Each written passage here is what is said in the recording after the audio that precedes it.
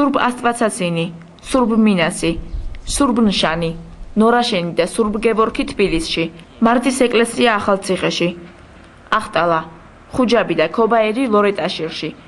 ის თუ ვისი საკუთრებაა, ეს ტაძრები ჯერჯერობით გაურკვეველია.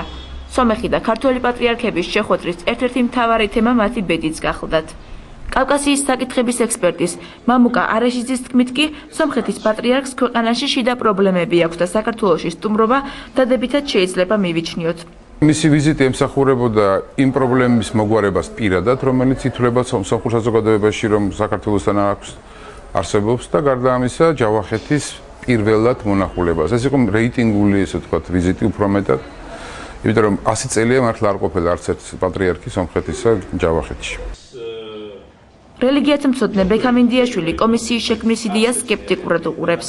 თავარი არის ის, რომ კომისია უნდა იყოს საკითხის გადაწყვეტაზე ორიენტირებული და არა პრობლემის გაჭიანურებაზე და გადადებაზე ორიენტირებული. ასეთი კომისია არსებობს უკვე 2004 წლიდან მაგალითად საპატრიარქოსა და კათოლიკურ ეკლესიას შორის და არც ერთი პრობლემა ამ კომისიას არ გადაუწყვეტია, არა თუ არ გადაუწყვეტია, სულ ამ ხნის განმავლობაში ხო რამდენი წელი გასული 7 წელი გასული ორჯერ შეიკრიბა ეს კომისია.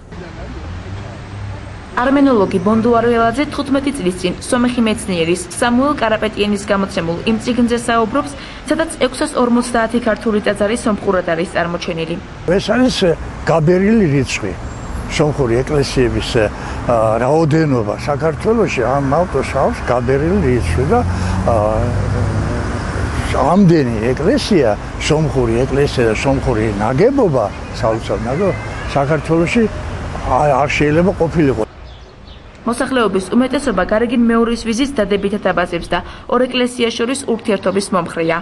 ეკლესიების აშენება თუ საქართველოში შეიძლება სომხურის, მაშინ სასომხეთშიც უნდა აშენდეს ქართული ეკლესია.